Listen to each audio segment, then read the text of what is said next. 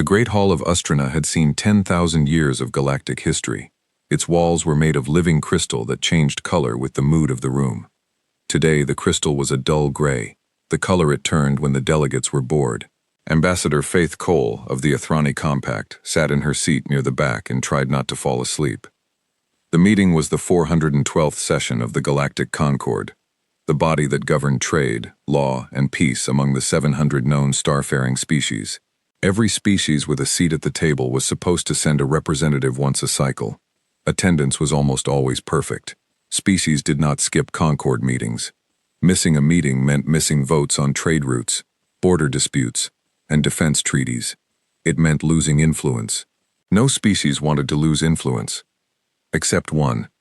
"Before we begin the trade agenda," said the speaker, a tall being from the Vren Assembly, with 4 eyes and skin like polished stone, "I must once again note the absence of the Terran Compact delegate." A soft murmur went through the hall. It was not surprise.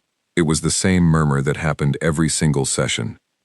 "This is the 209th consecutive meeting. The humans have failed to attend," the speaker continued. "Their seat remains reserved, per the founding treaty. But they have sent no representative, no proxy, and no formal excuse in over 11 years. Faith leaned over to the delegate next to her, a small furred creature from the Doskani Union named Warren. "Do the humans even remember they have a seat here?" she whispered. Warren's ears twitched, which was the Doskani way of showing amusement. "Who knows? My cousin trades with a human company on one of their fringe worlds. She says humans do not care about most things that do not touch their own front door." "That is not how a species survives in this galaxy," Faith said. "And yet they seem to be surviving fine," Warren said. This was true, and it bothered Faith more than she wanted to admit. Humanity had joined the Concord almost 60 years ago, back when the humans had first built ships capable of reaching other stars. In the beginning, everyone had expected the humans to behave like every other new species, cautious, eager to please, hungry to prove themselves worthy of a seat at the table. For the first few years, that was exactly what had happened. Human delegates showed up, they asked questions, they signed treaties. They seemed, if anything, a little too polite. Then, slowly, the humans had stopped coming. At first, it was explained away. There had been some kind of internal conflict on Earth, a series of political changes that no other species fully understood. Then there was a stretch where humans blamed technical problems, saying their diplomatic ships kept breaking down, which nobody quite believed but nobody could disprove either. After that, the excuses stopped altogether. The humans simply did not come, did not explain, and did not seem to notice or care that anyone had asked. Various theories had spread through the Concord over the years. Some believed humanity had grown too weak to bother with galactic politics, that some disaster had crippled them and they were hiding their decline. Others believed the opposite, that humanity had grown so confident it saw no reason to sit through meetings about trade tariffs and border zones. A smaller, quieter group whispered that humanity was planning something, and that the empty chair was not laziness but strategy. Faith did not know which theory was true. Nobody did. That was the strange thing about humans. They had thousands of contact points with other species, trade stations, scientific exchanges, the occasional joint colony, and yet almost nothing was known about how humans actually thought, what they actually wanted, or what they were actually doing behind the borders of their own territory. "Moving on," the speaker said, and the meeting continued into its usual business, a dispute over mining rights between two mineral-rich systems, an update on a plague that had been contained on a border world, a vote on new fees for ships passing through a crowded trade lane. Faith voted when she needed to, listened when she needed to, and thought, as she always did in these long sessions, about how strange it was that the most powerful new species in the galaxy simply did not seem to care that any of this was happening. She did not know, sitting in that gray crystal hall, that in 6 days everything about how the galaxy understood humanity would change forever. The trouble began at Kesh Station, a mid-sized trade hub on the edge of Vren assembly space. Kesh was not important on its own.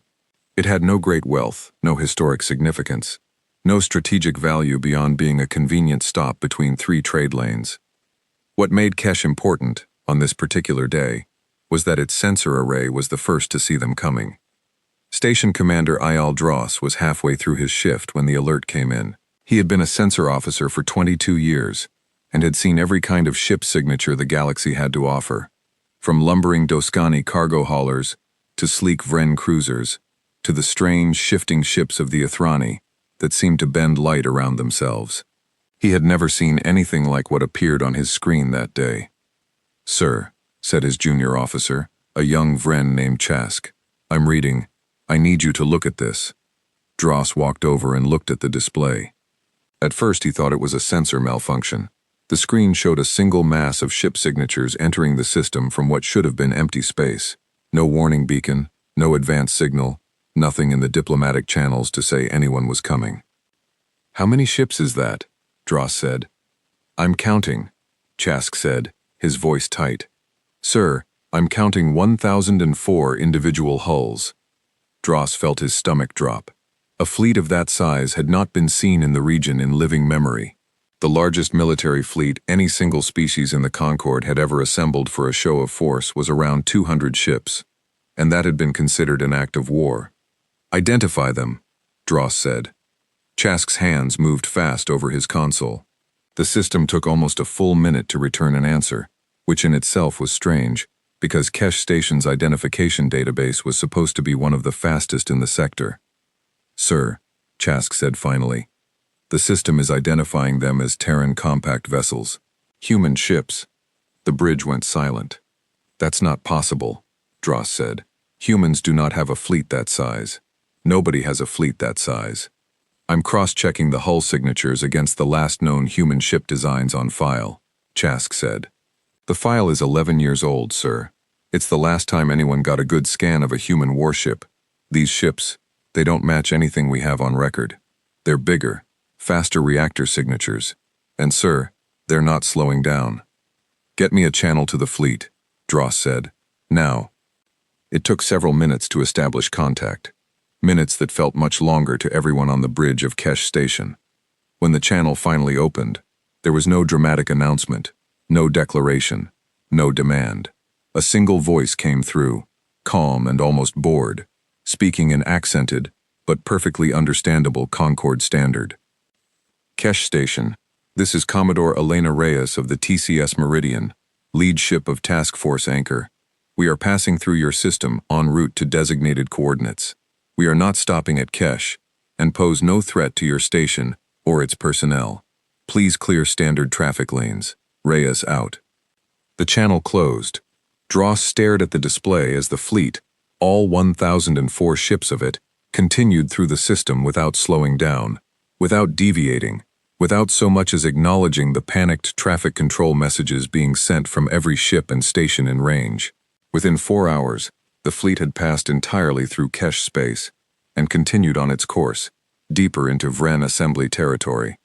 Dross sent his report up the chain immediately, flagged as urgent, and within a day it had reached the Concord itself. By the time it reached Faith Cole's desk, the story had already spread across a dozen news networks, each one more frightened than the last. The destination of the human fleet became clear 3 days later, and when it did, the entire Concord erupted into panic. The fleet was heading for Ustrena itself, the seat of the Galactic Concord, the most heavily protected system in known space. Ustrena's defense grid was the pride of the entire Concord, built over centuries with contributions from every major species. It had never been tested against a real threat, because no one had ever been foolish enough to attack it. Faith was in an emergency session of the Concord when the news came in that the fleet had entered the outer edge of the Ustrena system.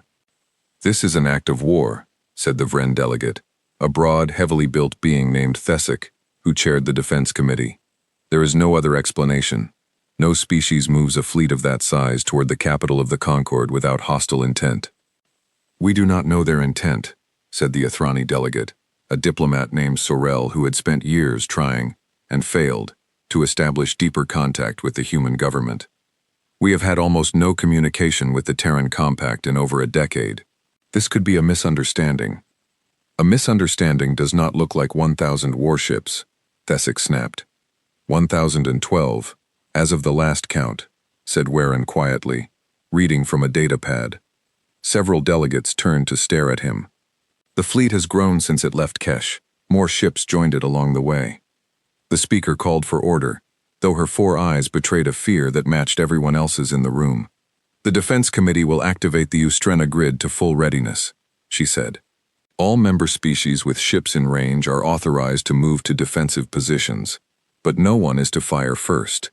I repeat, no one fires first unless directly attacked.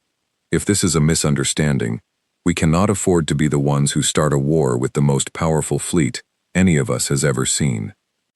The hall dissolved into a storm of arguing voices, delegates shouting over each other in a dozen languages, panic spreading like fire through dry grass. Faith sat still through all of it, watching the live feed on the screen at the front of the hall, the one showing sensor data from the edge of the Ustrena system. The human fleet was closing in, steady and unhurried, exactly on the course it had held since Kesh Station, showing no sign of stopping, no sign of stealth, no sign of trying to hide anything about what it was doing. That, Faith thought, was the strangest part of all. If this was an attack, it was the strangest attack in the history of the galaxy. There was no surprise in it, no deception. The human fleet had been visible from the moment it entered known space, broadcasting nothing but a single calm message, moving in a straight line toward the most defended location in the galaxy, as though daring anyone to stop them. She thought back to all those empty meetings, all those years the humans had simply not shown up, not explained, not cared. She had always assumed it meant humanity did not think the Concord mattered. Now she wondered if she had been wrong about something much bigger than that. The Ustrena defense grid was the largest coordinated military structure in Concord history. It consisted of 800 capital ships drawn from a dozen species, 3 orbital fortresses bristling with weapons platforms, and a planetary shield strong enough to survive a direct strike from a small moon. Admiral Kor Vesson of the Vren Assembly, commander of the grid, had spent 30 years preparing for exactly this kind of moment, though he had never actually believed it would come. "Report," he said, standing on the command deck of his flagship, the Ustrena Vigil, as the human fleet crossed into visual range. "They have stopped, Admiral," said his tactical officer. "All 1,012 vessels. They are holding position at the edge of the planetary defense perimeter. No weapons are active. No shields are raised. They are simply sitting there." Vesson frowned. He had expected many things from this encounter. He had not expected the human fleet to arrive, come to a full and complete stop, and do nothing at all. "Are they in formation?" Vesson asked. "Yes, sir. A very precise formation, actually. It looks almost ceremonial. Like an honor guard." An honor guard for what? Nobody had an answer. For the next several hours, the entire galaxy watched, through 1,000 different news feeds and sensor networks, as the human fleet did absolutely nothing. It did not advance. It did not retreat. It did not open fire. And it did not open communications, beyond a single automated message repeating every hour on a public channel. "Terran Compact Task Force Anchor is holding position. No hostile action is intended or will be taken unless we are fired upon first." The Concord's own fleet stayed at full alert, weapons charged, shields raised, every ship's crew standing at their stations for hours, that turned into a full day and then into 2. The tension was unbearable. Admiral Vesson barely slept. He kept waiting for the attack that everyone was certain must come, the trap that would surely spring, the moment when the calm human fleet would suddenly turn violent. It never came.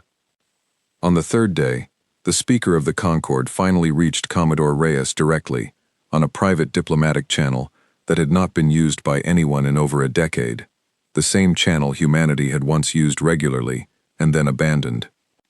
"Commodore," the speaker said, her voice carefully controlled despite the fear underneath it. "Why have you brought a fleet of this size to Ustrena? What is the purpose of this action?" There was a pause on the line, long enough that the speaker wondered if the channel had failed. Then Reyes's voice came through, calm as it had been from the very first message at Kesh Station. "Speaker," Reyes said, "with respect, we are not here to attack anyone. We are not here to threaten anyone. We are simply here because we need to be here, for reasons that are not currently a threat to the Concorde or to Ustrena itself. I understand this is alarming. I would ask for your patience. Full explanations will be provided, but not today. Not today, the speaker repeated, disbelief plain in her voice. You bring 1,000 warships to our capital, and tell me an explanation will come, but not today? Yes, Speaker, Reyes said. Not today. The channel closed, and for the first time in the history of the Galactic Concord, no one, not the Speaker, not the Defense Committee, not any of the 700-member species, had any idea what to do next. They had a fleet larger than anything ever assembled, sitting quietly in orbit above their most important world, refusing to attack, refusing to leave, and refusing to explain itself. Faith Cole sat in the observation gallery that night, looking at the live feed of the human fleet, 1,000 points of light hanging silent and still against the dark. She thought about all the meetings the humans had missed, all the years of silence, all the theories about weakness or arrogance or plotting. None of those theories fit what she was looking at now. This was not weakness. It was not carelessness. Whatever this was, it had been planned, prepared, and executed with total confidence, by a species that had not bothered to explain itself to anyone for over a decade. She had a feeling, sitting there in the dark gallery with the crystal walls glowing a nervous, uncertain purple around her, that the galaxy was about to learn a great deal more about humanity than it had ever wanted to know, and that whatever they learned, it would not be what anyone expected. Somewhere out past the shield, among the 1,000 silent ships, Commodore Elena Reyes stood on the bridge of the Meridian, looking at the planet below, and waited, exactly as ordered, for the moment when Earth would finally decide it was time to talk. Back on Kesh Station, Commander Dross had not stopped thinking about the fleet since the moment it passed through his system. He had filed his report, sent his sensor logs up the chain, and watched, along with everyone else in the galaxy, as the story grew larger with each passing day. But something about it stuck with him in a way the official reports could not capture. The sheer, quiet confidence of that single voice on the comm channel. He had commanded Kesh Station for 9 years. In that time, he had dealt with pirates, border skirmishes, the occasional overly aggressive trade dispute that nearly turned violent. He knew what a threatening voice sounded like. He knew what a nervous voice sounded like, the kind that came from someone trying to sound braver than they felt. Commodore Reyes's voice had been neither. It had been the voice of someone stating a simple fact, the way a person might mention the weather. "Chask," he said, calling the young officer over to his station one quiet evening, several days after the fleet had passed through. "Pull up the full sensor logs from the fleet's transit. I want to look at something." "What are we looking for, sir?" "I don't know yet," Dross admitted. "Just show me everything. Every emission, every maneuver, everything they did while they were in our system." Chask complied, and the two of them spent the better part of an hour going over the data in detail. What they found only deepened the mystery.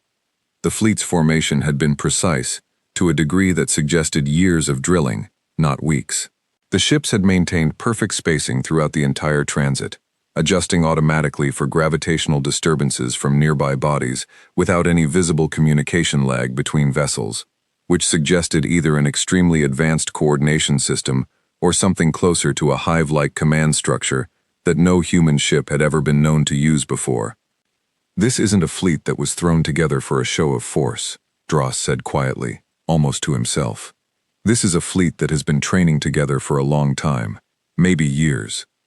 "You think they built this in secret?" Chask asked. "A fleet this size, and nobody noticed?" "I think," Dross said slowly, "that humanity has been telling us for 11 years, in the only way they know how, that they didn't trust us enough to let us see what they were really doing. And I think we assumed that meant they were doing nothing at all, because that was easier to believe than the alternative." He sent his analysis up the chain along with the sensor logs, marked as a supplementary note to his original report, though he doubted anyone at the higher levels of the Concord would have time to read a mid-level station commander's speculation in the middle of a full-blown crisis. Still, it felt important to say it somewhere, even if no one important ever read it. Word of the fleet's arrival reached the wider galaxy, far beyond the borders of the Concord itself. On dozens of independent worlds, on trade stations far from Ustrena, in the sprawling free markets of neutral systems that answered to no single government, the news spread like wildfire, distorted a little more with every retelling. By the time the story reached the outer rim worlds, 3 jumps from the nearest Concord border, some versions of it claimed the humans had already destroyed a Concord fleet in open battle, Other versions claimed the opposite, that the human fleet had surrendered without a fight the moment the Concorde's defenses activated. Neither was true, but the truth, as it often did, struggled to travel as fast as the rumors. On one such rim world, a trading post called Halvena's Reach, a human freight captain named Tomas Rake sat in a crowded bar listening to a Doskani merchant loudly explain to anyone who would listen that the humans had gone mad, that Earth's government had finally revealed its true aggressive nature after years of pretending to be peaceful. "You don't know anything about it," Tomas said finally, unable to keep quiet any longer. "Nobody does. That's the whole point. You're all just guessing, and you're guessing the worst, because that's easier than admitting you don't understand us." The Doskani merchant looked at him with open suspicion. "And you understand your own people, human? Then tell us, why does Earth send 1,000 warships to sit above the Concorde capital and say nothing?" Tomas did not have an answer, not really, but he found himself irritated on behalf of a government he rarely thought about, and a homeworld he had not visited in almost a decade. "Maybe," he said slowly, "it's because nobody ever asked us a real question and waited for a real answer. Maybe you all decided a long time ago that humans were either harmless or dangerous, and never bothered finding out which, until it was too late to just ask nicely."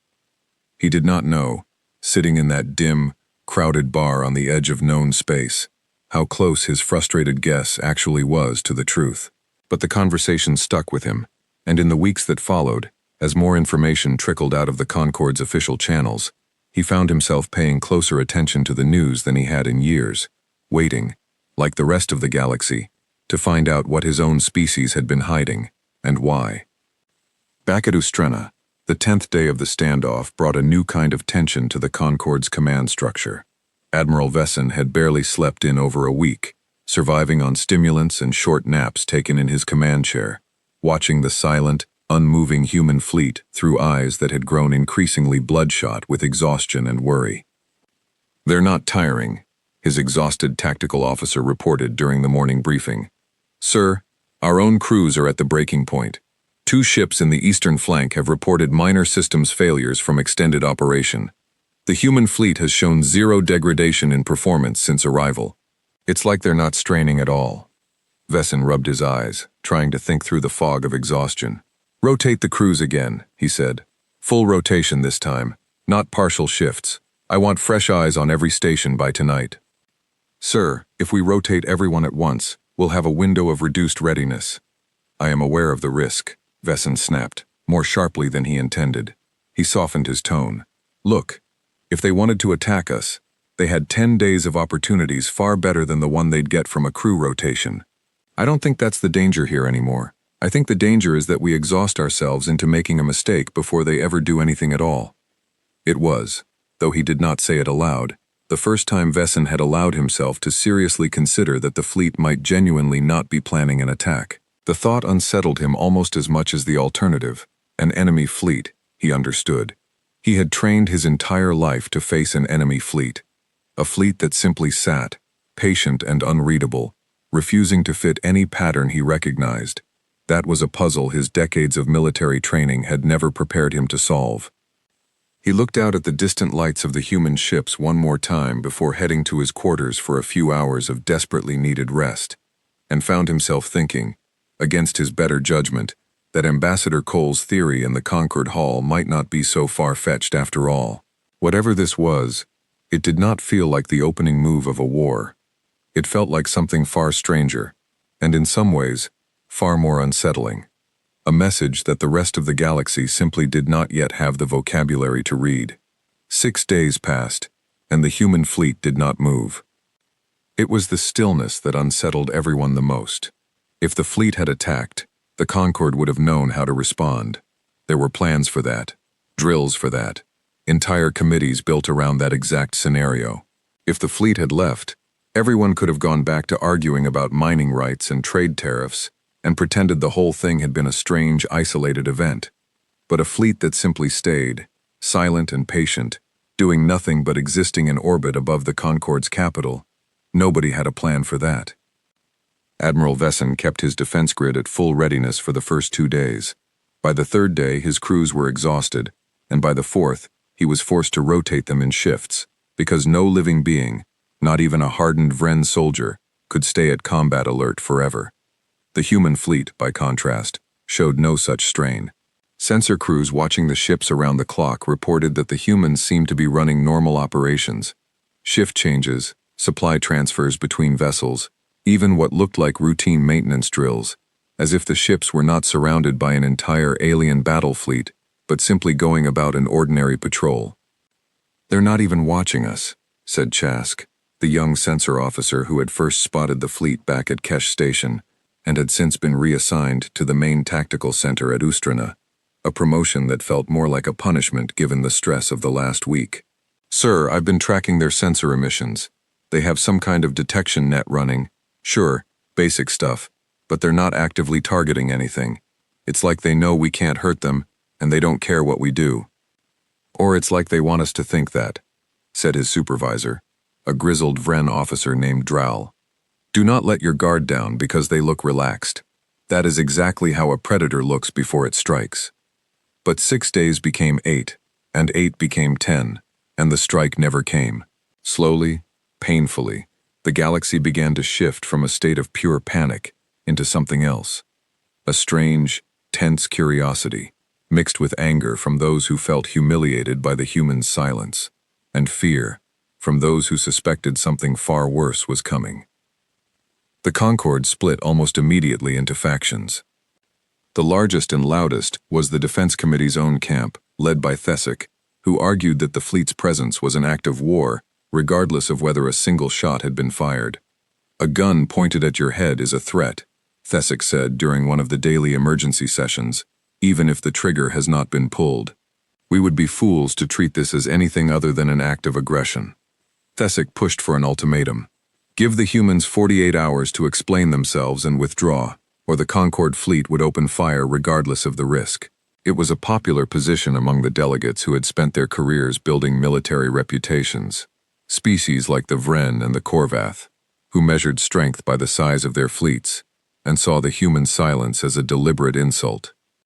Opposing them was a smaller but growing group led by Ambassador Sorel of the Ithrani, who argued that attacking a fleet that outnumbered and, based on early sensor readings, likely outgunned the Concord's own defense grid would be suicidal, and that the wiser path was patience and diplomacy. "We do not know what those ships can do," Sorel said. "We know they are larger than anything we have built.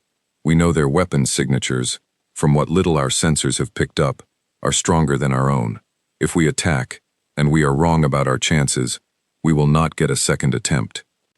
Faith found herself, somewhat to her own surprise, drifting toward Sorel's camp, though not entirely for the reasons Sorel gave. It was not only fear that held her back from supporting an attack, it was the strangeness of the whole situation. An enemy fleet preparing an invasion did not sit still for over a week, doing nothing but routine maintenance. An enemy fleet did not send a single officer to answer a channel with calm, almost bored politeness. Whatever this was, it did not fit the shape of an attack, and Faith had learned, over decades of diplomatic work, that when something did not fit the shape you expected, it usually meant you were the one who had misunderstood the situation, not the other side. She raised this point during one of the sessions, standing to address the hall for the first time in years. "We keep asking what the humans want," she said, "but we have not stopped to ask why they would want it this way. If Earth wished to destroy the Concord, they had 10 years of silence to plan a surprise strike. Instead, they announced themselves at Kesh Station. They gave us days of warning before they ever reached Ustrena. They have made no aggressive move since arriving. I do not believe this is an attack. I believe it is a message, and we have not yet understood what the message is." Thesic was unmoved. "A message can still be a threat, Ambassador Cole. Perhaps the message is simply, obey us, or we destroy you at a time of our choosing. Then why would they not simply attack now, while we are unprepared and exhausted?" Faith said. "Why give us 10 days to reinforce, to call in allies, to prepare our defenses further, if their goal is destruction? No, Thesic, if this were meant to threaten us into surrender, it is a very strange way to do it. I think there is something else happening here, something we have not yet been told." The debate went on for hours, as it did every day, without resolution. In the end, The speaker held the line she had set on the first day. No one would fire first. The Concorde fleet would remain on alert, but the order stood, unbroken, day after day, even as the pressure to break it grew louder. On the 11th day, something changed. A small shuttle detached from the human fleet and began a slow approach toward Ustrena Station, the massive orbital platform that served as the Concorde's primary meeting place and diplomatic hub. It broadcast a simple, polite message as it approached. A single human officer, requesting permission to dock, stating that she carried no weapons and represented no threat, and that she wished to speak with the Concorde directly. The arrival of the shuttle threw the Concorde's security apparatus into chaos. Half the delegates wanted to deny the request outright, fearing a trick. The other half argued that refusing the first real attempt at communication in over a week would be a catastrophic mistake, one that might provoke the very attack everyone feared. In the end, the speaker made the decision herself, overruling the objections of the Defense Committee. "We have spent 10 days demanding an explanation," she said. "Now one is being offered, and we would refuse it out of fear? No, we will hear what they have to say.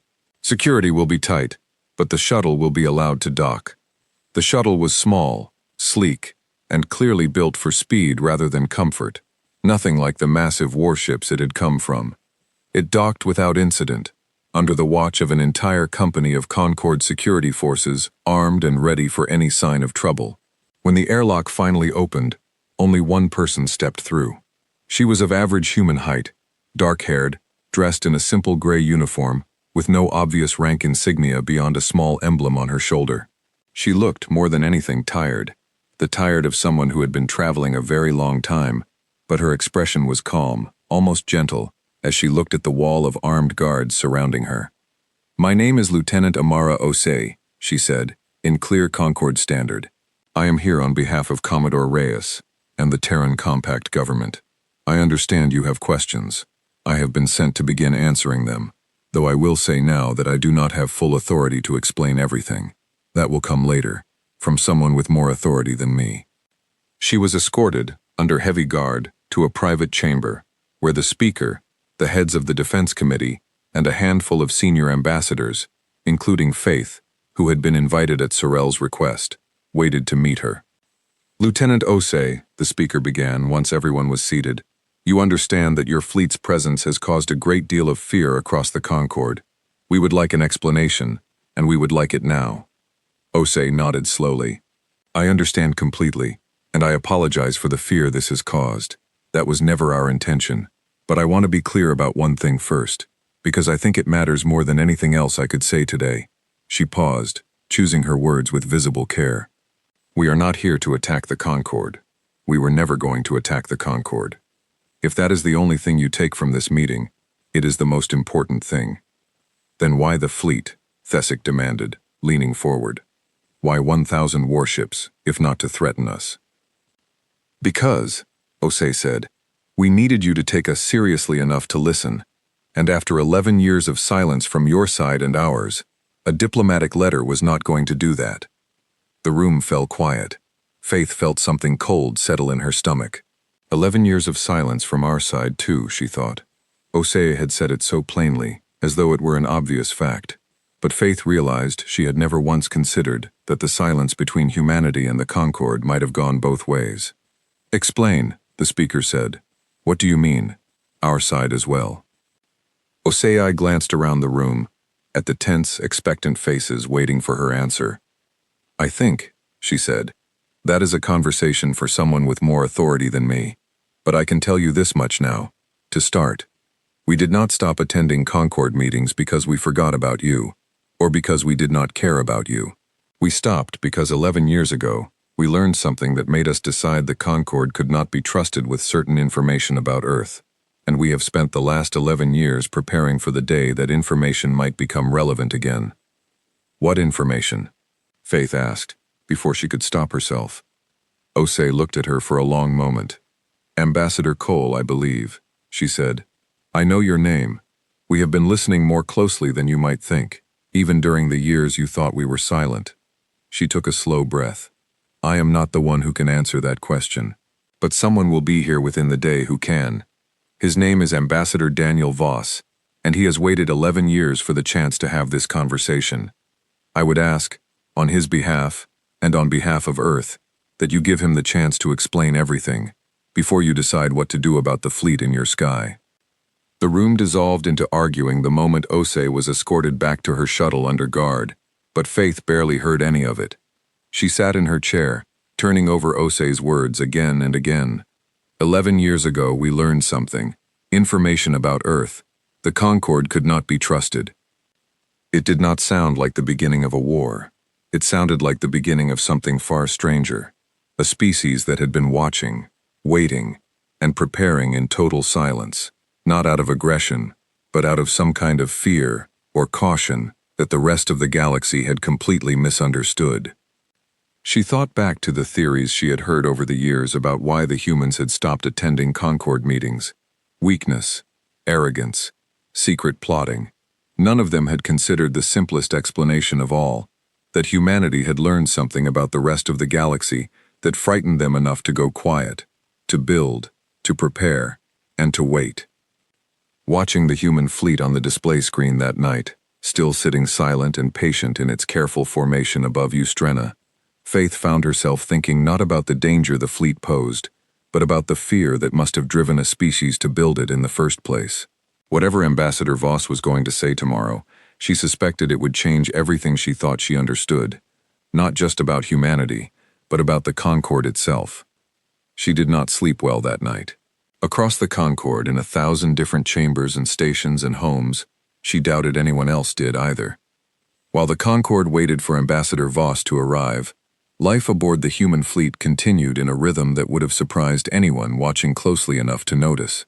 Commodore Reyes ran her ship, the Meridian, the same way she had run it every day for the past 3 years of training that had led to this moment.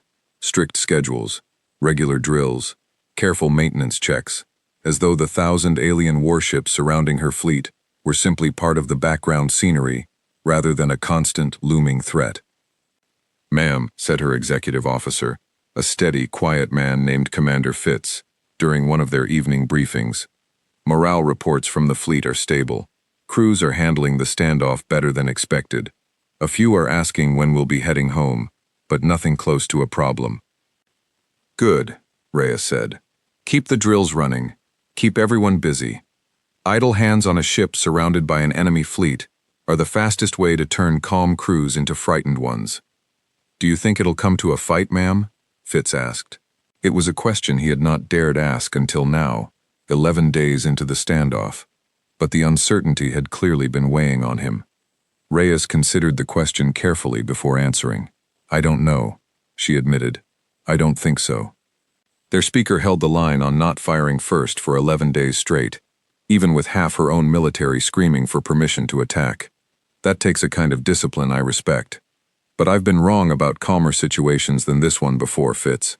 We stay ready, every hour, every day, until this is resolved one way or another." She did not mention, because there was no need to, that she had been given strict orders from Earth Command. Hold position, do not provoke, do not retreat, wait for Ambassador Voss's arrival, and above all, do not fire the first shot under any circumstances short of a direct, unmistakable attack. It was a difficult set of orders to follow, sitting in the crosshairs of the largest defensive fleet the Concorde had ever assembled, but Reyes had spent enough years in the service to trust the strategy behind them, even when trusting it was hard. Lieutenant Osei's brief visit to the Concorde chamber, and her promise that someone with greater authority would follow, spread through the Concorde's news networks within hours, translated into 100 different languages, argued over in 1,000 different ways. Some outlets focused on her calm demeanor, framing it as proof that humanity had nothing to hide. Others focused on her refusal to give a full explanation, framing the delay as evidence of a plot still being finalized. On the Doskani homeworld, far from Ustrena, Varen's cousin, the trader who did business with humans on the fringe worlds, sent him an urgent message the day after Osei's visit became public knowledge. "You should see how the humans out here are reacting," she wrote. "Nobody on the fringe world seems surprised by any of this. A trading partner of mine, human, been doing business with her for 6 years, told me flatly that she always assumed Earth was hiding something big. Said humans talk about their government the way you'd talk about a strict parent. Trust them to protect you. Don't expect them to explain themselves. Warren read the message twice before showing it to Faith the next day. It's strange, he said. We spent 11 years assuming the silence meant humans didn't think about us at all. But apparently their own people always suspected there was a reason, even without knowing what it was. Trust without explanation, Faith said slowly, turning the phrase over in her mind.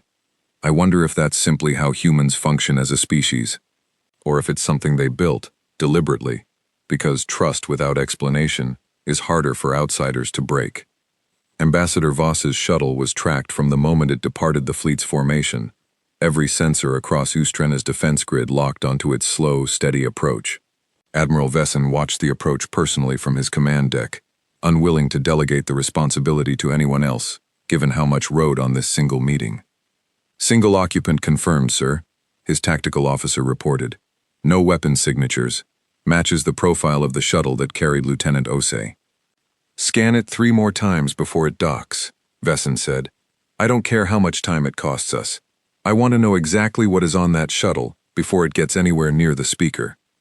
The scans came back clean, exactly as they had before, and the shuttle was allowed to dock without incident. Vesson found himself, watching the small craft settle into its berth on the display screen, thinking about how strange it was that after 11 days of the largest standoff in Concord history, the moment that might finally break the tension came down to a single, unarmed man walking calmly into a room full of people who did not know whether to trust him. He thought of his own daughter, a young officer serving on one of the outer defense platforms, and hoped, more than he had hoped for anything in a long time, that whatever this Ambassador Voss had to say would be enough to end the crisis without a single shot being fired. He had spent his whole career preparing for war. He found, to his own surprise, that he wanted peace far more than he had ever expected to. The news of Voss's approaching arrival spread through the Concorde faster than any official announcement could keep up with. By the time his shuttle actually docked, crowds of delegates, aides, and journalists from a dozen different networks had gathered near the diplomatic wing, hoping for a glimpse of the man who would finally explain, or so everyone hoped, why Earth had brought 1,000 warships to Ustrena. Thesic used the delay to make one final push for a harder stance before the meeting began. He gathered the defense committee in a private session an hour before Voss's scheduled testimony, arguing that the Concorde should present a unified demand rather than simply listening passively to whatever explanation the humans chose to offer. We should require proof, Thesic said, pacing at the head of the small conference table. Not vague accusations about intercepted transmissions we cannot verify. If they wish to justify a fleet this size sitting above our capital, they should be made to provide real evidence, not a story. And if the evidence they have is exactly as thin as they claim it is? Asked one of the quieter committee members, a Doskani representative named Illik. An 11-year-old signal, partial, unverifiable? Do we dismiss it simply because it does not come wrapped in the kind of proof we would prefer? We dismiss nothing, Thesic said. We demand more before we act on it. That is not unreasonable. It is not unreasonable to want more proof, Illik agreed, but it would be unreasonable to demand a level of proof that the situation itself may never have been able to produce, and then use its absence to dismiss the entire warning. I do not think that is what any of us actually want, Thesic, not truly. I think some of us are simply afraid of what it might mean if the warning turns out to be real. The committee session ended without full agreement, and when Voss finally arrived for his testimony, the delegates who filed into the private chamber carried with them all the unresolved tension of that argument, layered on top of 11 days of exhaustion and fear that had not fully faded, even with the promise of answers finally at hand. Faith arrived early to the chamber, hoping for a few quiet minutes to gather her thoughts before the room filled with the noise and pressure of the wider Concorde's expectations. She found Sorel already there, standing near the viewport, looking out at the distant lights of the human fleet. Do you think he will actually explain everything? Faith asked, coming to stand beside her old colleague. I do not know, Sorel admitted. Osei promised full explanations would come, but full explanations and comfortable explanations are not always the same thing. I suspect, whatever Voss tells us today, it will raise as many questions as it answers. That has certainly been true of everything else in this crisis so far, Faith said. Sorel allowed herself a small, tired smile. Then perhaps we should stop expecting anything different, and simply prepare ourselves to listen carefully, and ask better questions than we have managed so far.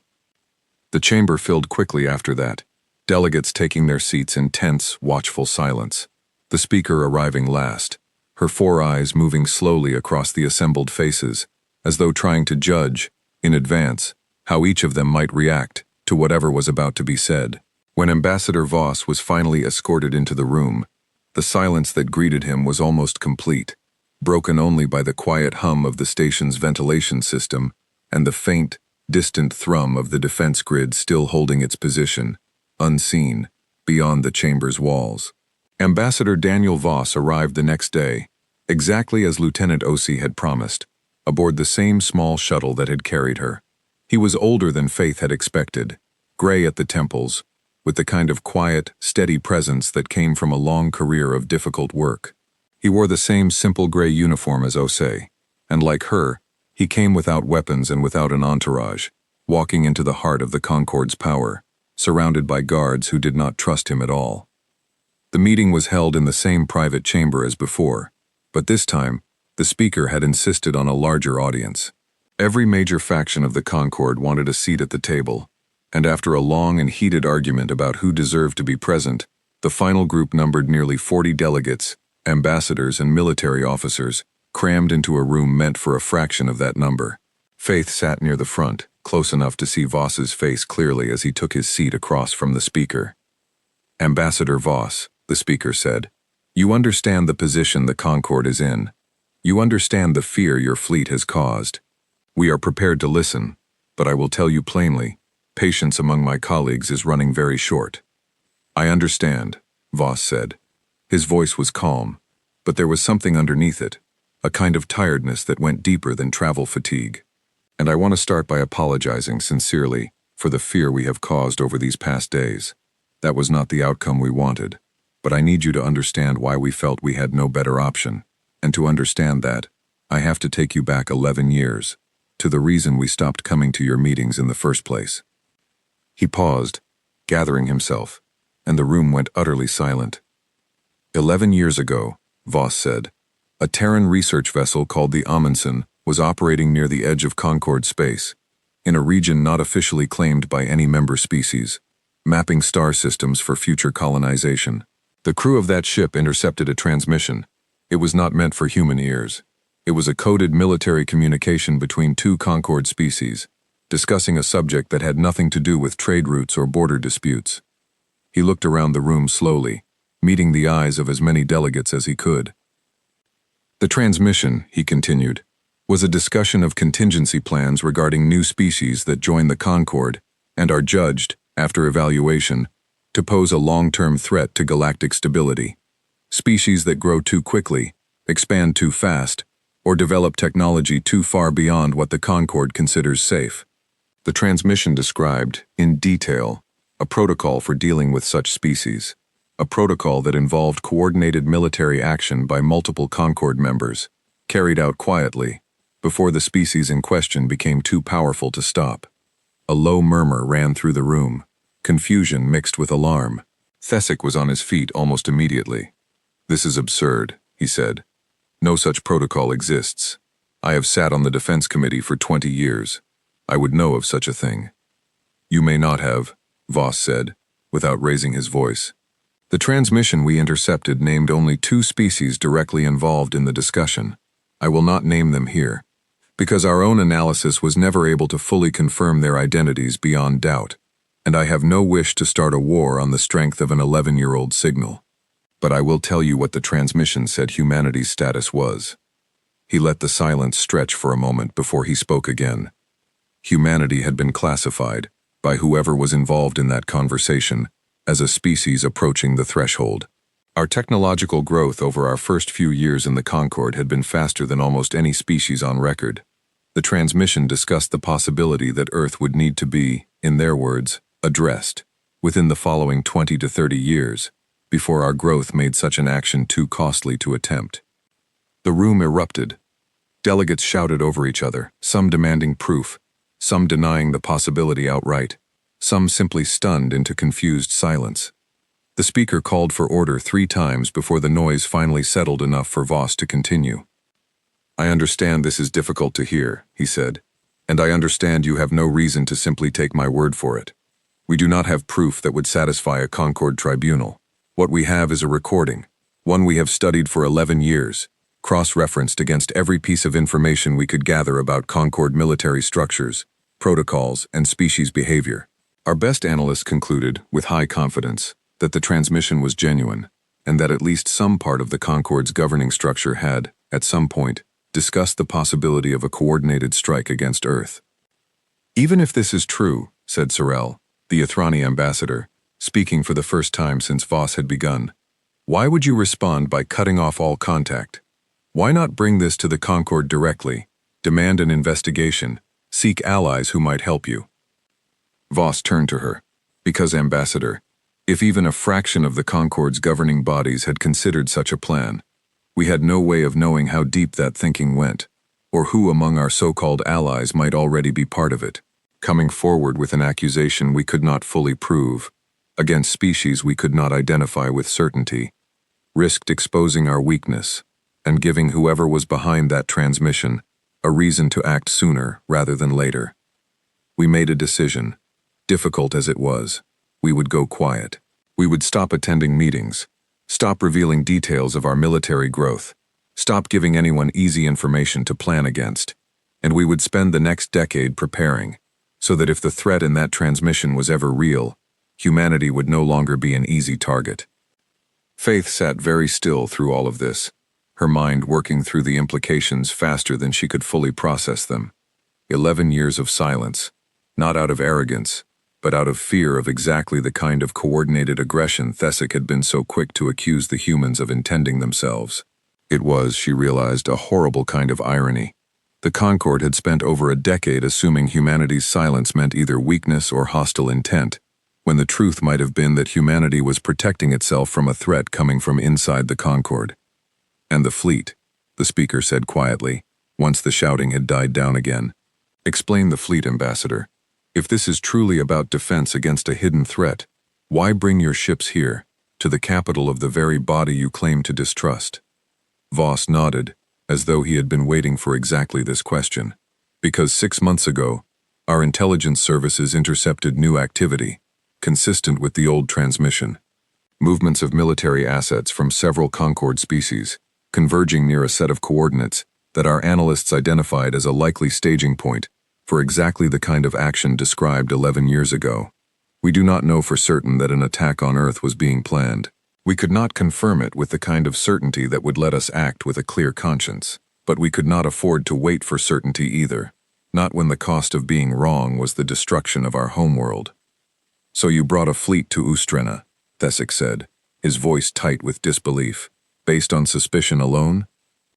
"We brought a fleet to Ustrena," Voss said, "because Ustrena is the seat of the Concord's power, and because a fleet sitting quietly, harming no one, threatening no one, sends a message that cannot be ignored, the way 11 years of silence apparently was. We are not here to start a war, Chairman Thesic. We are here to make it clear, to whoever was planning to act against Earth, that we know, that we are ready, and that any such action would come at a cost far higher than they anticipated.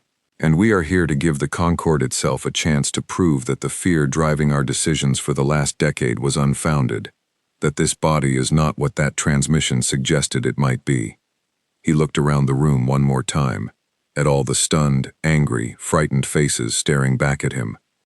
"I will be honest with you," he said.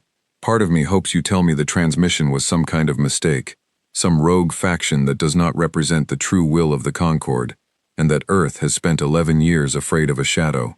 I would be relieved to hear that. But until someone can convince me of it, our fleet stays exactly where it is, doing exactly what it has been doing. Nothing, except existing, as a reminder that Earth is no longer a species anyone can quietly plan against." The session ended without resolution, as most of them did in those days, but something had shifted in the room by the time it was over. The anger had not disappeared, but it had changed shape, no longer a simple fear of an unprovoked attacker, but something more complicated, tangled up with suspicion, guilt, and, for at least some of the delegates, a dawning fear that Voss's story might be true.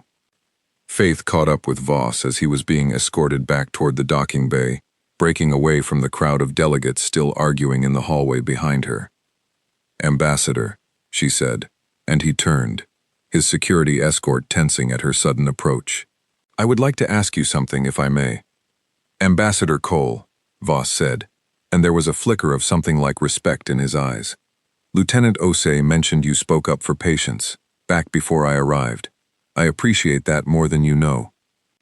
"I did not do it for you," Faith said honestly. "I did it because the situation did not make sense to me the way everyone assumed it did. It still does not, fully.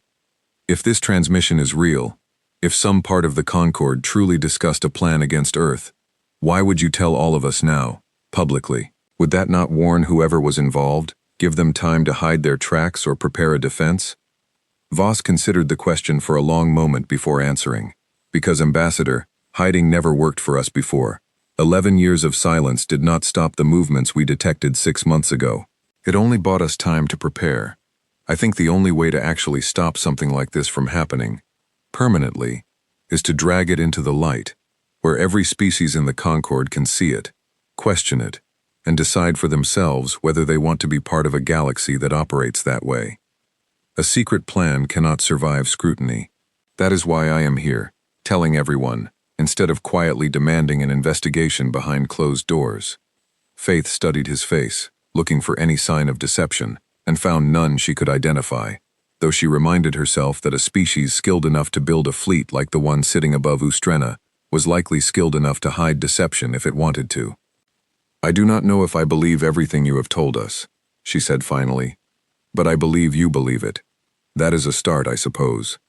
"It is more than we have had in 11 years, Voss said, and for the first time since he had arrived, something like a genuine, tired smile crossed his face. "Thank you, Ambassador. I mean that." He was led away toward the docking bay, back toward the shuttle that would carry him back to the fleet, and Faith stood alone in the hallway for a long moment, thinking about everything she had just heard. Somewhere in the Concord, if Voss was telling the truth, there were species who had discussed destroying an entire homeworld in cold, careful language, the same kind of language used to discuss trade routes and border disputes. And somewhere out there, humanity had spent 11 years quietly preparing for a war it hoped would never come, all while the rest of the galaxy assumed it simply did not care. She did not know yet how the Concord would respond to what it had just heard, but she knew, standing there in that quiet hallway with the crystal walls glowing an uneasy shade of violet around her, that nothing about how the galaxy understood Earth would ever be the same again. That night, the Concord's news networks carried nothing but analysis and reaction to Voss's testimony, replayed 1,000 times across 1,000 different channels, each broadcaster offering their own interpretation of what it meant. Faith did not watch any of it. Instead, she returned to her quarters and pulled up the old Concord archives herself, searching through decades of records for any mention of a species that no longer existed, any hint of the kind of protocol Voss had described. She found almost nothing.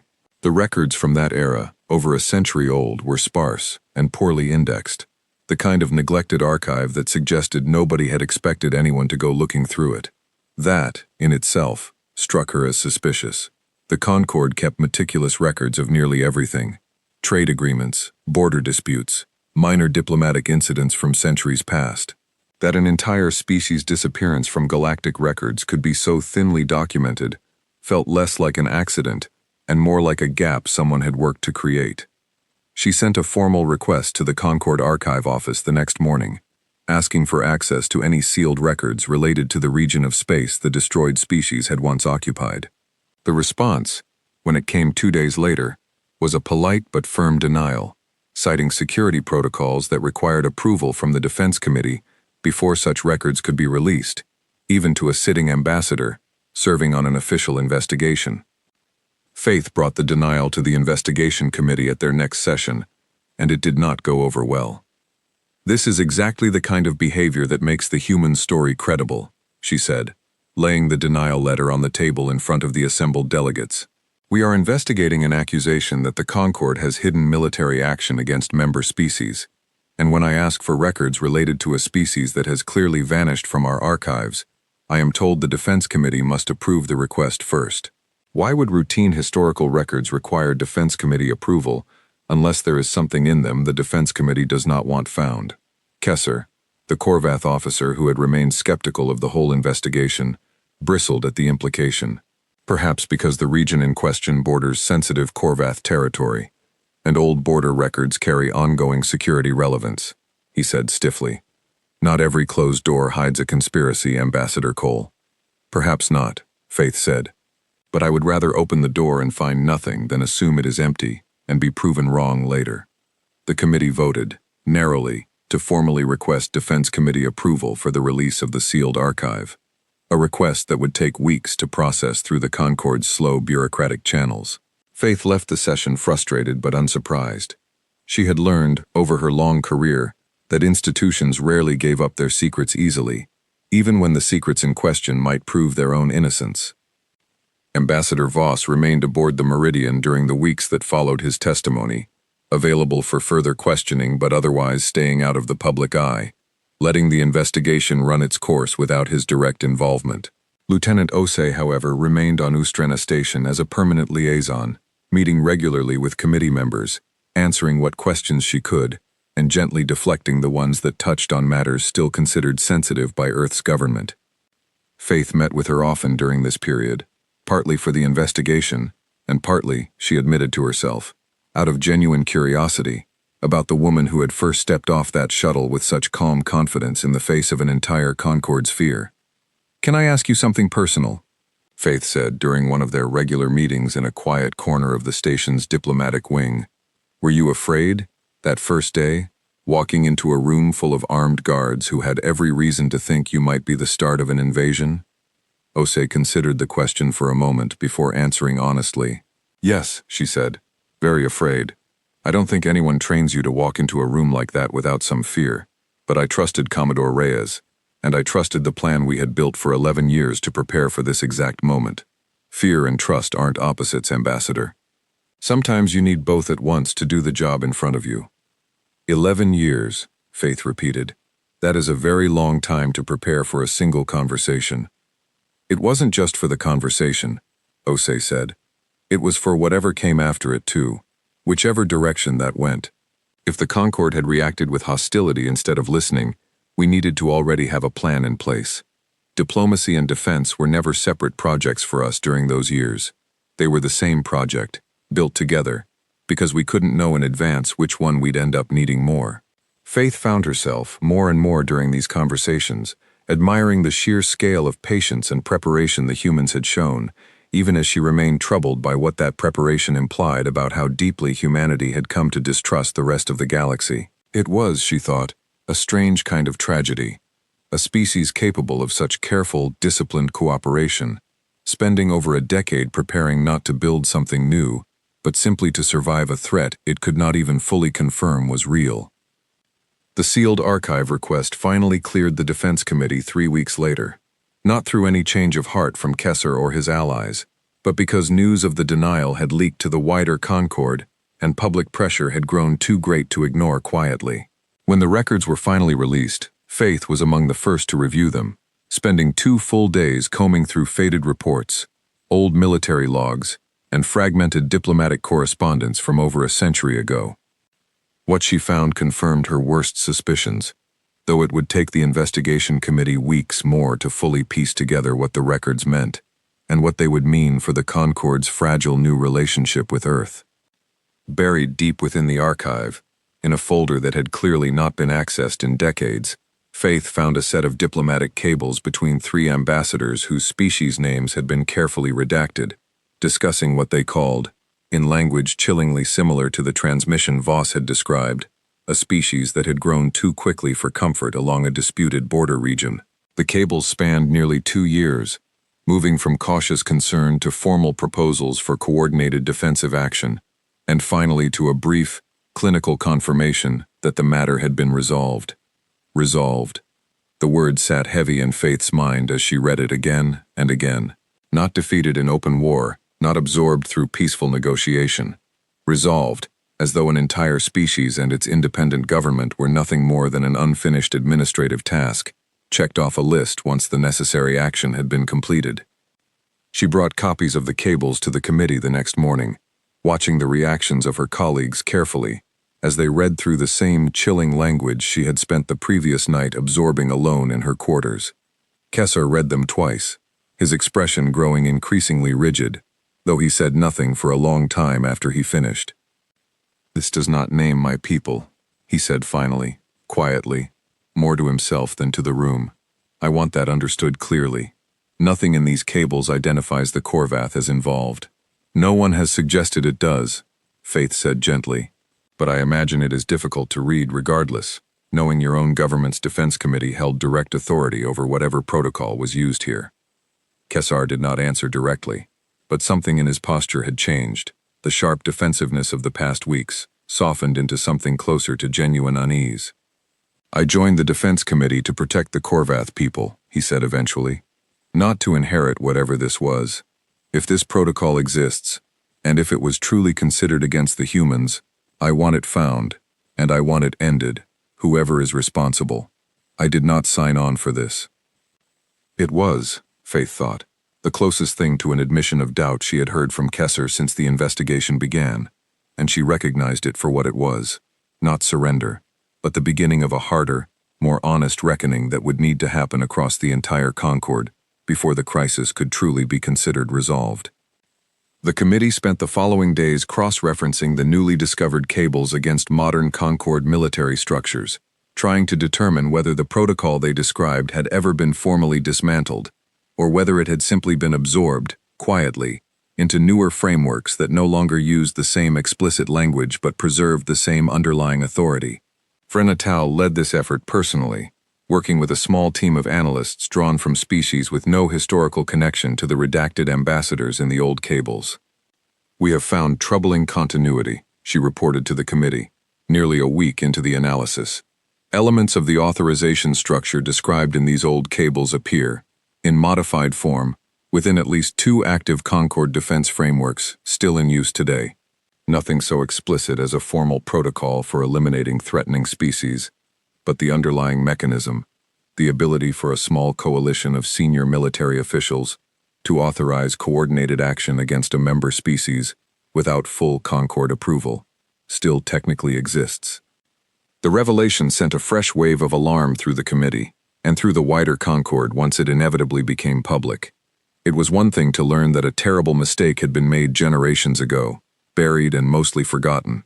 It was another thing entirely to learn that the mechanism which had made that mistake possible still existed, quietly, within the Concord's current defense structure, waiting perhaps for another crisis, another fast-growing species, another quiet decision made far from public scrutiny. Faith found herself thinking, more and more as the investigation deepened, that Ambassador Voss's insistence on dragging everything into the open, however painful and disruptive it had been, might be the only thing standing between the Concord and a slow, quiet repeat of its own worst history. The weeks that followed Ambassador Voss's testimony were the most chaotic the Galactic Concord had experienced in a generation. The speaker, under enormous pressure from every direction, authorized a full formal investigation into Voss's claims, led by a joint committee made up of representatives from species with no obvious connection to the alleged transmission. Faith was asked to join the committee, partly because of her early advocacy for patience, and partly, she suspected, because the speaker wanted at least one voice in the room who was not already committed to a particular outcome. The investigation was slow and difficult. Voss and Reyes provided the Concord with a copy of the intercepted transmission, though they refused, even under pressure, to reveal the exact method their old research vessel had used to intercept it, citing ongoing security concerns. Concord linguists and signal analysts spent days studying the recording, confirming that it was, at the very least, a genuine piece of encrypted military communication, not a fabrication built from scratch. What it did not confirm, no matter how many times the analysts ran their tests, was the identity of the species who had sent it. The encryption used is consistent with military-grade protocols used by at least 4 member species, reported the lead analyst, a Korvath scientist named Vrenna Tall, during one of the committee's private sessions. It could have originated from any of them, or from a combination working together. We cannot narrow it down further without more data than the humans have given us. Convenient, muttered one of the Korvath delegates on the committee, a stiff, proud officer named Kesser, who had grown increasingly hostile to the entire investigation as it dragged on. A vague accusation that could point at anyone, with no proof strong enough to actually name a guilty party. It smells like a manufactured excuse to justify a show of force. Or, Faith said, it is exactly what 11-year-old intercepted military communication would look like. Real, but incomplete, and frustratingly difficult to trace. She had grown tired of Kesser's constant suspicion over the past weeks, though she understood where it came from.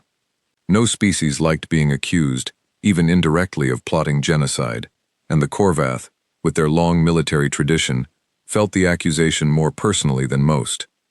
The investigation did uncover one important piece of evidence, however, one that shifted the tone of the entire Concord almost overnight. Buried in the Concord's own defense archives, in a section of records normally sealed to all but the highest levels of the Defense Committee, the investigators found a series of old planning documents, decades old, drafted long before humanity had even joined the Concord.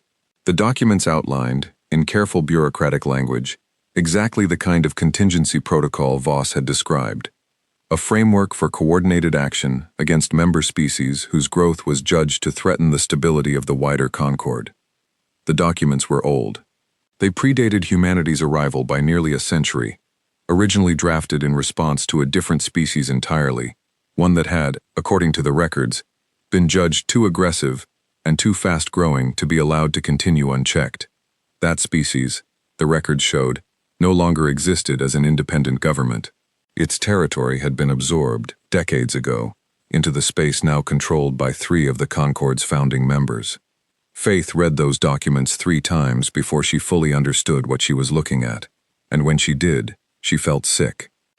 This was used before, she said quietly, during the committee session where the documents were first presented. Whatever this protocol is, whoever built it, it has already been used at least once, against a species most of us have probably never even heard of, because they do not exist anymore to tell their own story. The room was silent for a long moment. Even Kesser, who had spent the entire investigation defending the Concord against Voss's accusations, said nothing. We do not know, Vrenatal said carefully, that these documents describe the same protocol the humans intercepted. They could be unrelated, old, abandoned policy, never actually implemented as written. They match too closely to be a coincidence, Faith said. The language, the structure, the very specific criteria for what makes a species a threat. If Ambassador Voss's transmission was describing a real, active version of this same protocol, then 11 years ago, someone in this Concord was seriously discussing using it against Earth. And we have direct evidence it has been used against at least one species already. News of the archived documents leaked to the wider Concord within days, despite the committee's efforts to keep the investigation confidential, and the reaction across the galaxy was immediate and furious. Species that had spent weeks treating the human fleet as an act of aggression suddenly found themselves facing a very different question, not whether humanity had overreacted, but whether the Concord itself had, at some point in its long history, sanctioned the quiet destruction of an entire species, and might have been prepared to do it again. The fallout hit hardest among the smaller and mid-sized member species, the ones who had always understood, on some level, that their safety depended on staying useful and unthreatening to the larger, more established powers of the Concord. For them, the documents confirmed a fear they had always carried, but rarely spoken aloud, that the peace and stability of the Concord was not built on fairness, but on the quiet, unspoken threat of what happened to species that grew too strong, too fast, without permission. Warren, Faith's old colleague from the Doskani Union, found her in the observation gallery one evening, not long after the documents became public. He looked shaken, in a way she had never seen from him before. My people have always been careful, he said, sitting down beside her without being invited. Careful never to grow too fast, never to expand too far past what the larger species found comfortable. I always thought that was just good sense, staying humble, not drawing too much attention. Now I wonder if it was something else, fear, dressed up as humility. Faith did not have an answer for him. She was not sure there was a good one to give. "What happens now?" Warren asked. "If this is true, if the Concord really has done this before, and considered doing it again to the humans, what does that make the rest of us? Are we all just waiting our turn?" "I do not know," Faith admitted. "But I think that is exactly the question the humans wanted the whole Concord to start asking. I do not think they came here just to defend themselves. I think they wanted this exact reaction, this exact reckoning, out in the open, where it could not be quietly buried again." 3 weeks after Voss's initial testimony, the Concord convened its largest emergency session in over a century, with nearly every member species sending a representative in person for the first time in decades. The Great Hall of Ustrena, usually gray with boredom, glowed a deep, unsettled orange, the color the crystal walls turned when the beings inside were afraid. Voss was invited to speak again, this time to the full assembly rather than a private committee. He stood at the center of the hall, calm as ever, while hundreds of delegates from across known space watched him in tense silence. "I did not come here today to accuse any single species of wrongdoing," he said. "We still do not know, with full certainty, who was behind the transmission we intercepted 11 years ago, and I will not stand here and name names I cannot prove. But I think the documents your own investigators uncovered speak for themselves. This protocol existed, it has been used before, and based on everything we intercepted, it was, at the very least, discussed as an option against Earth." He paused, letting his gaze move slowly across the hall. "I am not here to ask for war," he continued. "I am not here to ask the Concord to tear itself apart in blame and accusation, though I understand many of you are already asking those questions among yourselves. I am here to ask for something simpler, and I think, in the long run, far more important. I am asking that this protocol, whatever remains of it, wherever it is hidden in your archives and your military planning, be formally and permanently ended. Not just for Earth's sake, but for every species sitting in this hall today. Every species that might one day grow faster than its neighbors are comfortable with, and find itself facing the same quiet, unspoken threat we spent 11 years preparing against." The hall erupted into discussion the moment he stopped speaking. Delegates from dozens of species arguing, questioning, some outraged at the very suggestion that their government might have been involved, others demanding immediate and sweeping reform. The debate would go on, in one form or another, for months, but something had already changed, permanently, in the way the Concord saw itself. The comfortable assumption that the galaxy's peace was built on shared trust and mutual respect had been shattered, replaced by a harder, more honest understanding of how that peace had actually been kept. Faith found Voss again after the session, standing near a viewport that looked out over the Ustrena system, the human fleet still visible in the distance, 1,000 quiet points of light hanging in careful formation. "You got what you wanted today," she said, coming to stand beside him. "Did I?" Voss said. He did not look particularly satisfied. "I got an argument. I got fear and suspicion spreading through your entire Concord. I am not sure that is the same thing as getting what I wanted." "What did you want then?" Voss was quiet for a moment, watching the distant lights of his fleet. "I wanted the truth to matter," he said finally. "For 11 years, we assumed the truth did not matter to any of you, that if we came forward with what we knew, it would be buried, dismissed, quietly explained away by whoever had the most to lose. I think today proved that was not entirely true. I think there are enough people in your Concord who care about the truth, even when it is ugly, even when it implicates their own governments. That matters more to me than anything else that happens next." Faith looked out at the fleet with him, 1,000 ships that had arrived like a threat, and were slowly, painfully, becoming something else in the eyes of the Concord. Not an invading force, but a warning bell, ringing loud enough that an entire galaxy could no longer pretend not to hear it. Not every reaction to the revealed documents was one of guilt or reflection. In the weeks following the emergency session, a loose alliance formed among several of the Concord's older, more militarily dominant species, including elements of the Korvath and a faction within the Vren Assembly, who argued that the entire crisis had been engineered by humanity to weaken the Concord's central authority and force through reforms that served no one's interests but Earth's own. Kesser became one of the loudest voices in this camp, delivering a fiery speech before a smaller gathering of like-minded delegates in one of the station's private chambers, a speech that was, inevitably, leaked to the wider Concord within hours. "Consider what has actually happened here," Kessler said, his voice carrying the sharp edge of Korvath oratory. "A species with no verified proof beyond a single old recording has forced an amendment to our founding charter, has cast suspicion on 3 of our oldest member governments, and has done all of this while keeping an armed fleet in our sky the entire time.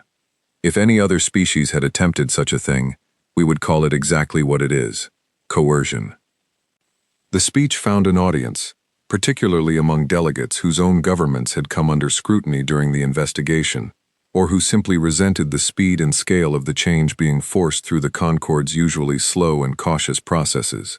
For a tense week, it seemed possible that the fragile coalition supporting the charter amendment might collapse entirely under the pressure of this new opposition. Faith found herself, somewhat unexpectedly, at the center of the counter-argument, called upon repeatedly to defend the investigation's findings before increasingly hostile audiences. She did not enjoy the role. She had never sought to become a symbol of anything, and the constant scrutiny wore on her more than she admitted to anyone but Warren.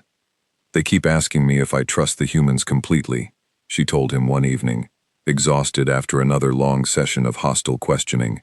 "As if trust is the only thing at stake here. I do not know if I trust humanity completely. I barely know them.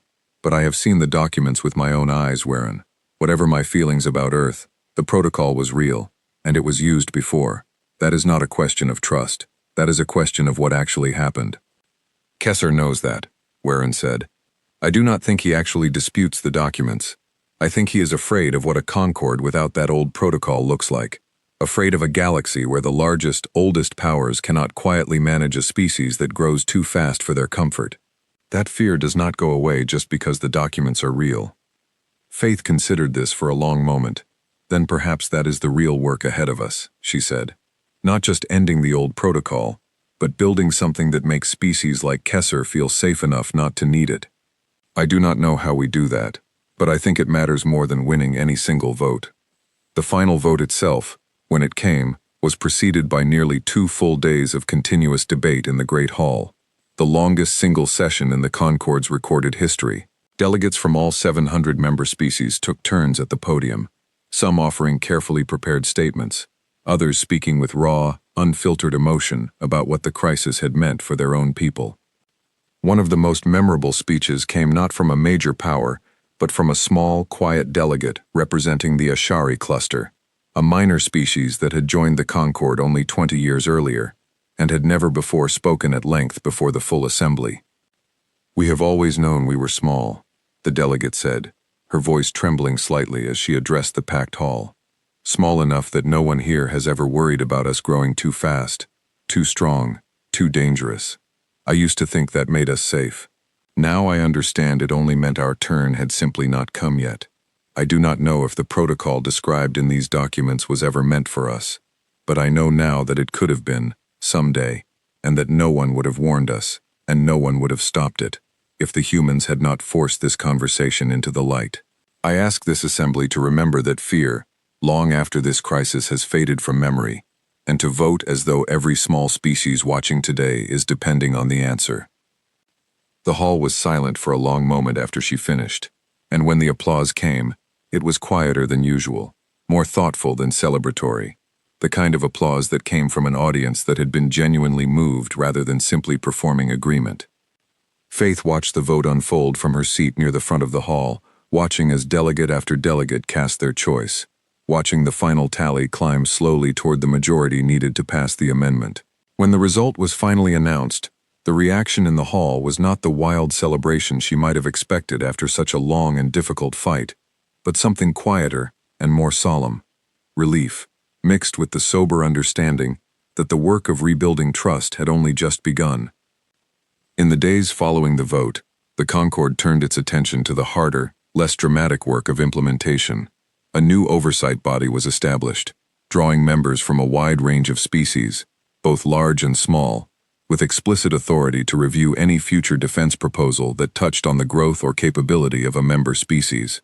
It was, by design, a slower and more transparent process than the one it replaced. And many of the delegates who had supported the reform privately admitted it would likely make the Concorde's military response to genuine emergencies less efficient in the future. That is the price of trust, Faith said, during one of the final committee sessions dedicated to drafting the new oversight rules. We are trading some measure of speed and secrecy for something slower, more visible, and harder to abuse. I think, given everything we have learned these past months, that is a fair trade. Not everyone agreed, and the debates over the exact powers and limits of the new oversight body continued for weeks after the main vote had already passed. Kesar, somewhat to Faith's surprise, became one of its more active supporters, pushing for stronger transparency requirements than even some of the original reform's architects had proposed. I spent 20 years trusting the Defense Committee to act in the Korvath people's best interest, he told Faith privately, during a break in one of the drafting sessions. I do not intend to spend the next 20 trusting blindly again, not after what we found in those archives. If oversight makes us slower, so be it. Slow and honest is better than fast and capable of what was done to that species a century ago. Faith found something quietly hopeful in watching Kesar's transformation over the course of the crisis, from one of the investigation's most stubborn skeptics to one of the reform's most committed defenders. It was not a dramatic conversion, not the kind of thing that made for compelling news coverage, but it felt, to her, like exactly the kind of slow, difficult change the Concorde needed, if the lessons of this crisis were going to outlast the fear that had first forced them into the open. Ambassador Voss requested one final formal address to the full Concorde Assembly before his own planned departure, a shorter, quieter speech than his original testimony, delivered after the amendment had already passed, and the immediate crisis had, for the most part, resolved itself. I want to thank this body, he said, standing once more at the center of the great hall, though the crowd watching him now carried a very different energy than the frightened, hostile audience of his first appearance. Not because you gave Earth everything we asked for without a fight. You did not. This has been one of the hardest, most contentious periods in the Concorde's recent history, and I do not think anyone here would call it easy or comfortable. But you listened. You investigated honestly, even when the answers threatened your own governments and your own comfortable assumptions about what this Concorde has always been. That matters more than I think you realize. He paused, looking slowly around the hall, meeting the eyes of delegates who had once regarded him with open suspicion, and now, for the most part, looked back with something closer to cautious respect. Humanity will begin returning to your regular sessions, he continued, slowly, and with the same caution we have carried through everything these past 11 years. I will not pretend that trust rebuilds quickly, or that everyone on Earth agrees with the path we have chosen. But I believe, and I hope you will come to believe as well, that a Concorde willing to look honestly at its own worst mistakes is a Concorde worth returning to. I thank you for that honesty, difficult as it was to earn.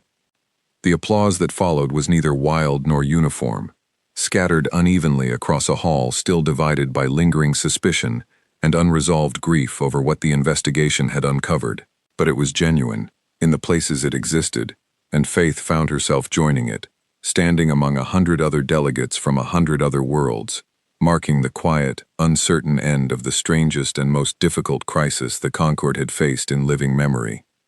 And the fleet? She asked. Will it stay here forever, watching over us?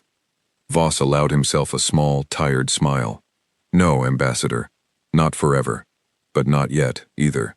Not until we are certain the warning has truly been heard, and not just politely acknowledged and quietly forgotten, the way we always feared it might be. Faith nodded slowly, understanding, for the first time, exactly why humanity had chosen to speak with 1,000 silent warships instead of a single diplomatic letter. Words could be ignored, a letter could be filed away and forgotten. A fleet, sitting patient and unmoving above the heart of the Concorde, could not be ignored by anyone, no matter how badly they wanted to look away. 6 months passed before the Concorde finally reached a resolution, and by the time it did, the galaxy that emerged from the process was not quite the same one that had existed before the human fleet arrived at Ustrena. The formal investigation, expanded far beyond its original committee, eventually traced parts of the old protocol back to a joint agreement between 3 founding member species, signed generations ago, long before most of the current Concorde's population had even been born. None of the three species publicly admitted to discussing the protocol's use against Earth specifically, and the intercepted transmission alone was never enough to prove direct responsibility in a way that satisfied every faction of the Concorde. But the documents were undeniable, the pattern was undeniable, and the destroyed species mentioned in the old archives, the one absorbed decades ago into the territory of three larger powers, became a symbol that no amount of careful diplomatic language could explain away. The Concorde voted, in the end, to formally dissolve the protocol and every remaining framework connected to it. It was not a unanimous vote. Several of the larger, older member species abstained or voted against the measure, arguing that some form of oversight was necessary to prevent any single species, human or otherwise, from growing dangerous enough to threaten the wider peace. But the vote passed, by a wide enough margin that even its opponents could not easily challenge the result. And for the first time in the Concorde's long history, its charter was formally amended to include a permanent prohibition against any coordinated action targeting a member species based solely on the speed of its growth or the strength of its technology. Faith stood in the great hall the day the vote was finalized, watching the crystal walls shift from their usual tense orange into a slow, steady blue, the color the hall turned when a difficult matter had finally, truly been settled. It was not a perfect resolution. She knew that. Trust, once broken as deeply as it had been over the past 6 months, did not simply return because of a formal vote. Species that had spent generations quietly accepting the unspoken threat behind the Concorde's peace would need more than a new law to feel safe again. But it was a beginning, and after everything that had happened, a beginning felt like more than anyone had expected to get. The human fleet began its withdrawal 3 days after the final vote. It happened the same way it had arrived, without drama, without announcement beyond a single formal message from Commodore Reyes to the speaker, informing the Concorde that Task Force Anchor would be departing Ustrena space over the following week, ship by ship, in the same careful, controlled formation it had held for 6 months. There was no celebration, no parade, no dramatic farewell.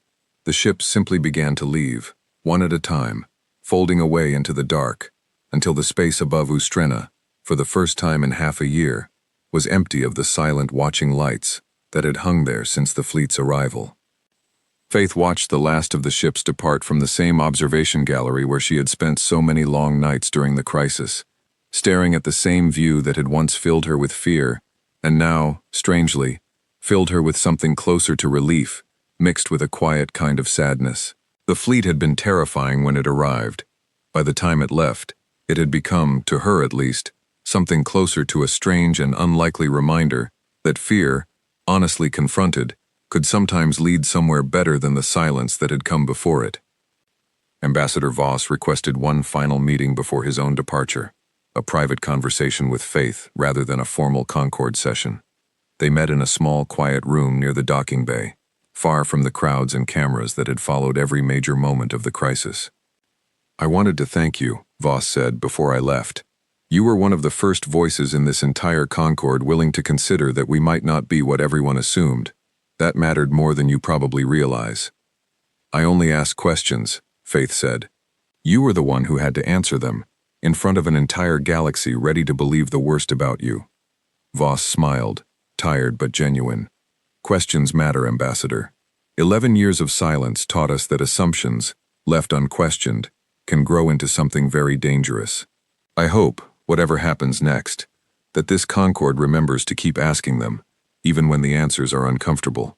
"Will humanity come back to the Concorde meetings now?" Faith asked. "Truly come back, I mean, not just for moments of crisis." Voss considered the question carefully before answering. "I believe so. Not immediately, and not with the same blind trust we had when we first joined, all those years ago. That trust took 11 years to break, and I do not think it will rebuild any faster than that. But I think there is something worth rebuilding now, something that was not there before this crisis began. A Concorde that has been forced to look honestly at its own worst instincts, and choose, even imperfectly, to change them. That is worth returning to, I think. Slowly, carefully, but worth it." "And if the old protocol had never been ended," Faith asked, "if the vote had failed?" Voss's expression grew more serious.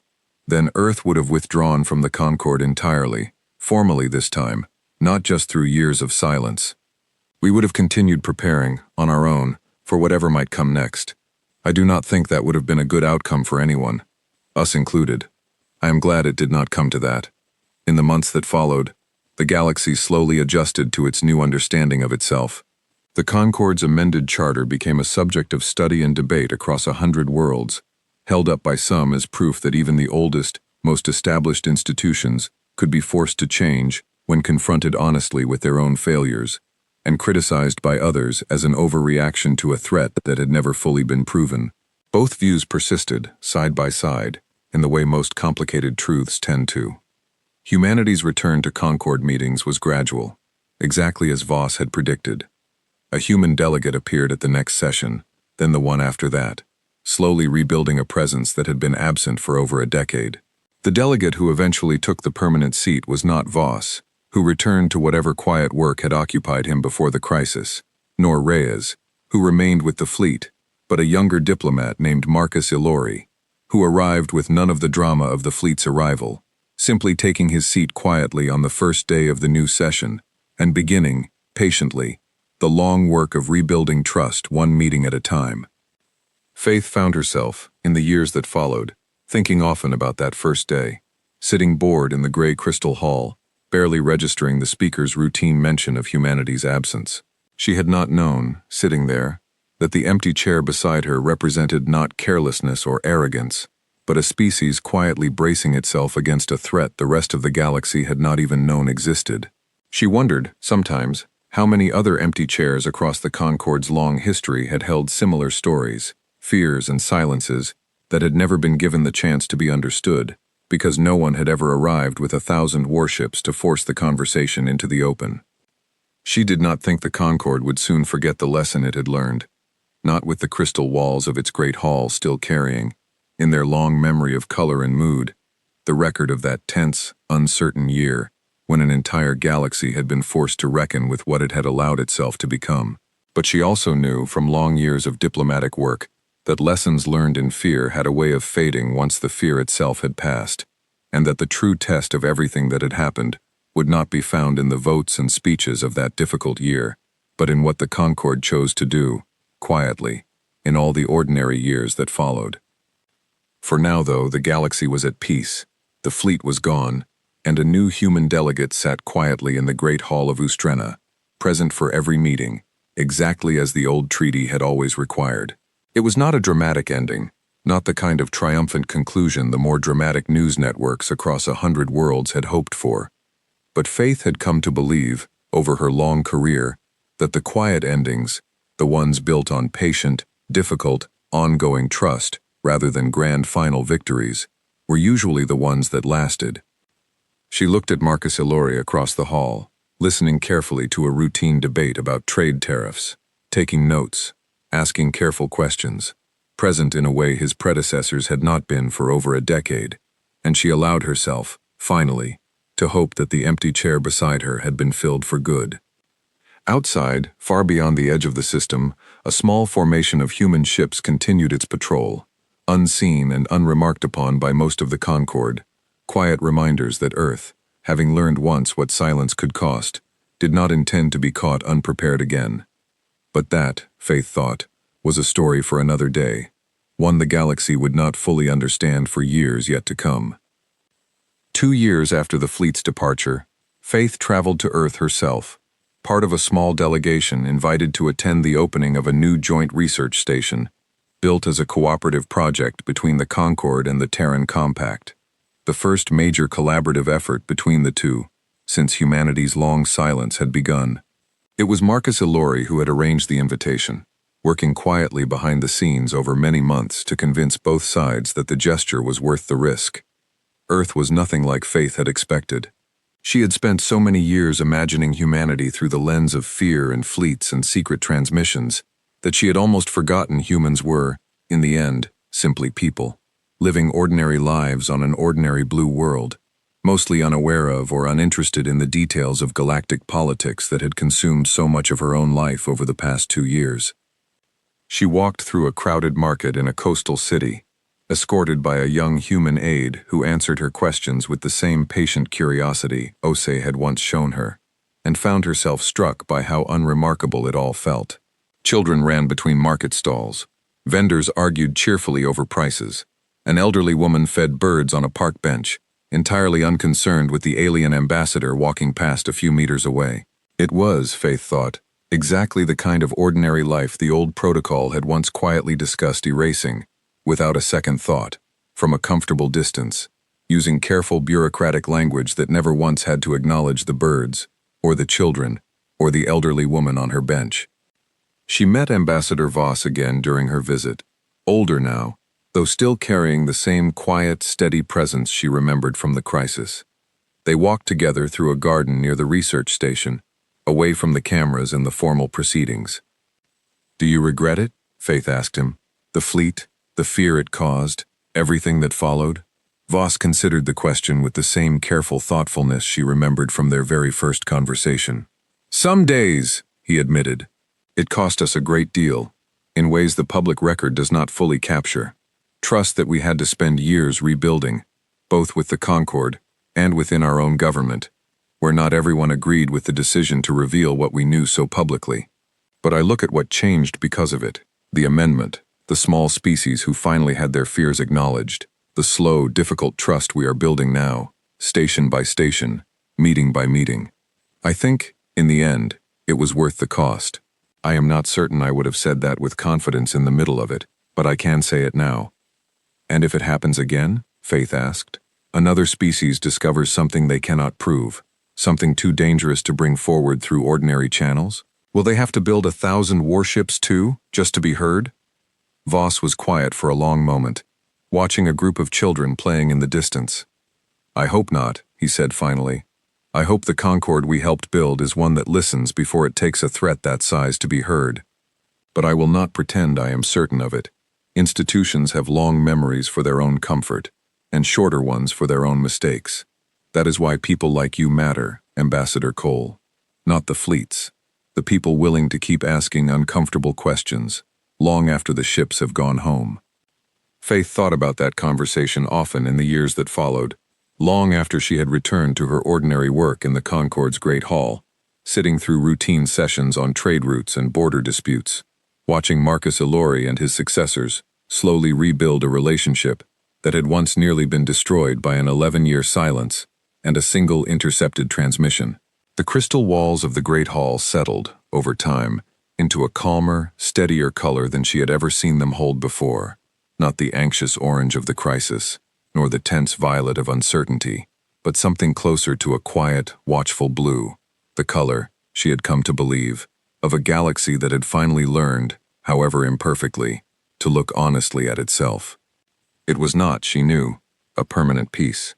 Nothing in the long history of the Concord ever truly was, but it was a beginning worth protecting, built not on the size of a fleet, but on the harder, slower work of choosing, again and again, to keep listening, even when the truth was difficult to hear, and for a galaxy that had once assumed silence meant nothing at all. That felt, to Faith, like the most important lesson of all. Before leaving Earth, Faith was given the chance to meet Commodore Reyes in person for the first time since the crisis, at a small gathering held near the coast, far from the formal ceremonies of the research station's opening. Reyes had retired from active fleet command the previous year, though she still carried herself with the same quiet, steady authority Faith remembered from the tense broadcasts of the standoff. "I imagined you taller," Faith admitted, and Reyes laughed. A real, warm laugh that surprised her. "Everyone says that," Reyes said. "I think it's the voice. People hear that calm, patient tone on a comm channel and build up an idea of someone twice my size in their heads." She looked out at the water for a moment, her expression growing more thoughtful. "I think about that first message a lot, actually. The one I sent at Kesh Station. I rewrote it 11 times before we crossed into that system, trying to find the right words. In the end, I kept it simple, because I thought simple would be harder to misread than something more dramatic. I still don't know if that was the right choice." "It worked," Faith said. "Or at least, it did not make things worse, which, given the scale of what followed, may be the same thing." "Maybe," Reyes said. "I still wonder, sometimes, What would have happened if your Admiral Vesson had made a different call that first day? If someone on his side, or mine, had panicked at the wrong moment? 11 years of careful preparation, and in the end, it all came down to a lot of very tired, very frightened people, choosing, again and again, not to fire the first shot. That's not something you can fully plan for. That's just luck, dressed up as strategy. Faith thought about Admiral Vesson, whom she had not seen since the crisis had formally ended, and wondered if he too sometimes looked back on those 11 days and felt the same uneasy mixture of relief and disbelief that so much had depended on restraint, held steady by exhausted people on both sides of an impossible standoff. I think, Faith said slowly, that luck and strategy are not always as separate as we like to believe. You built a plan that gave restraint every possible chance to succeed. That is not the same as leaving things to chance. That is simply understanding that no plan, however careful, can fully control what frightened, tired people will do under pressure, and building in enough patience to survive the moments when it almost fails anyway. Reyes considered this for a long moment, watching the waves roll steadily against the shore. I like that better than luck, she said finally. I think I'll use it next time someone asks me the same question. Faith's visit to Earth ended, as such visits eventually did, with a long journey home, back through the quiet dark between the stars, back to the great hall of Ustrena, and the slow, ordinary work of Concord politics that had consumed most of her life. She carried with her, on that long journey home, a different understanding of the crisis than the one she had held in its most frightened early days, one built not around fear of 1,000 silent warships, but around the harder, more hopeful truth she had seen unfold across the 2 years that followed, that even the deepest silence, born of real and justified fear, could eventually be broken, not by force, but by the patient, difficult work of people on both sides, willing to keep showing up, keep asking questions, and keep choosing, again and again, to listen. The empty chair that had once sat beside her in the great hall, unfilled for 11 long years, remained filled now, session after session, a small and ordinary fact that had once seemed impossible, and that Faith, more than anything else that had happened during that long, strange year, had come to treasure most of all.